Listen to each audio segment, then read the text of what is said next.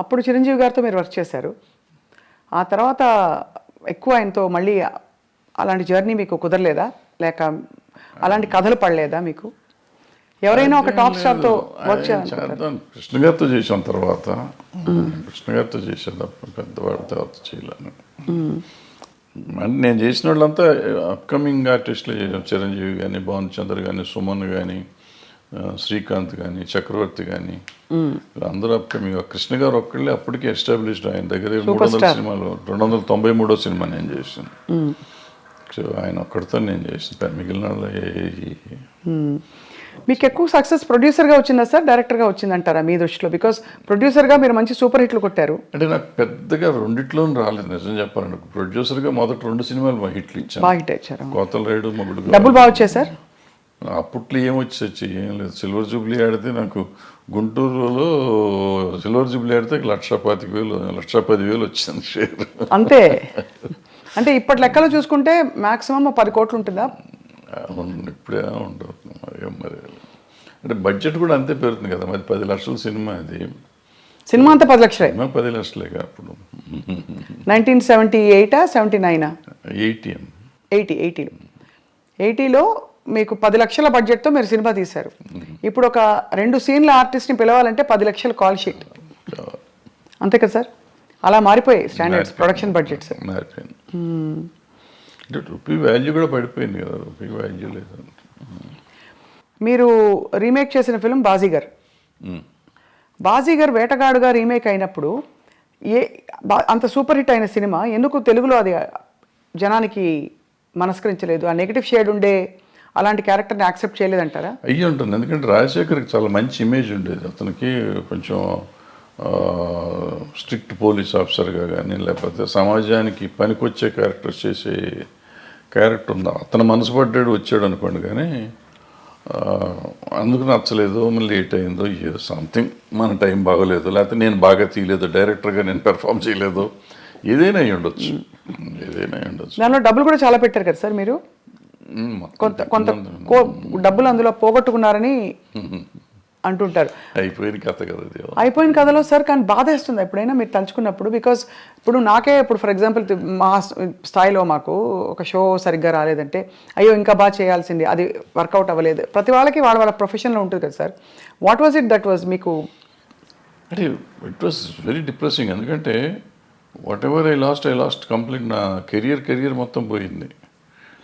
మొత్తం కెరియరే టర్న్ అయిపోయింది. అప్పటి వరకు మోస్ట్ సక్సెస్ఫుల్గా ఇండస్ట్రీలో ఉన్నవాడిని టోటల్గా ఆ రోజు నుంచి ఈ రోజు వరకు I could not cope up నిజంగా చెప్పాలంటే. అదర్వైజ్ నేను ఏదో వేరే ఈ ఫెడరేషన్లు, జనము, సినిమా ఇండస్ట్రీ వాటి వరకు పర్వాలేదు. కానీ as a producer or director I could not revive my self.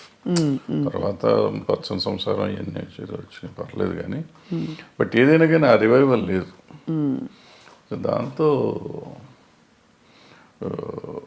డెఫినెట్గా అదే it was one of those things.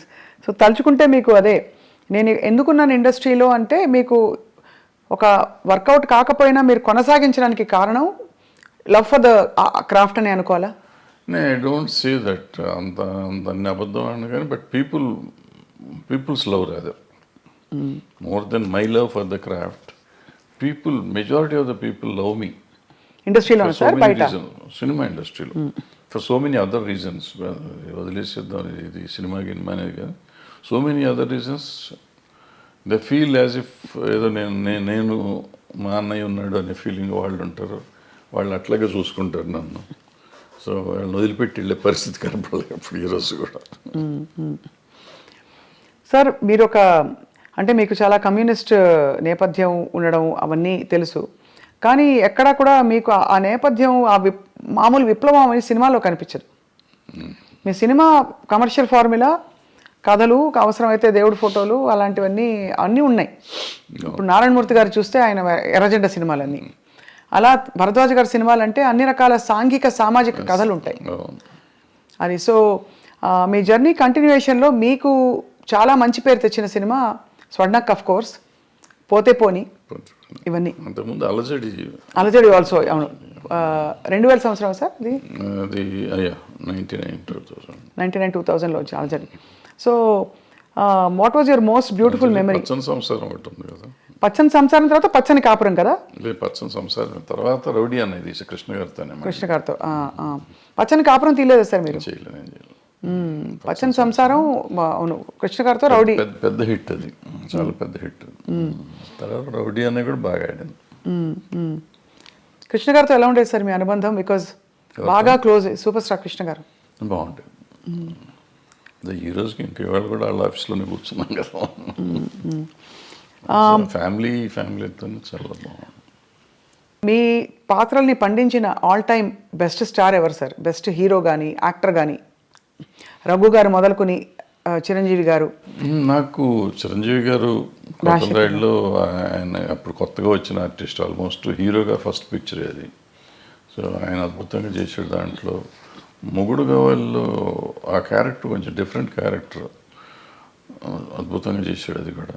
సరే కృష్ణ గారు సరే, భానుచందర్ అలజడిలో అద్భుతంగా చేశాడు. నరేష్ అందులో క్యారెక్టర్ ఒకటి ఉంటాను, ఫ్యాంటాస్టిక్ చేశాడు అతను. దీంట్లోకి వచ్చేటప్పటికి పచ్చని సంవత్సరంలోకి వచ్చి నిరోష క్యారెక్టర్ ఒకటి అద్భుతంగా ఉంటుంది, ఆ అమ్మాయి నిలబెట్టేసిన సినిమా. అట్లా ఏ సినిమాకి ఆ సినిమా. పోతే పోనీకి వచ్చేటప్పటికి ఆ అమ్మాయి సింధుతులని చాలా బాగా. సింధుతులని శివబాలాజీ. శివబాలాజీ, రోజా, స్వర్ణక్కుల రోజా. ఏ సినిమాకి ఆ సినిమా బాగానే చేశారు. స్వర్ణముఖి ఆడలేదు కానీ పాపం సంగవి కూడా చాలా బాగా చేసింది ఆ సినిమాలో.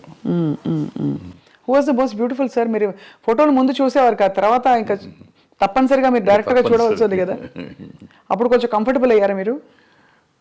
నా 5-6 సినిమాల తర్వాత కంఫర్టబుల్. కష్టం.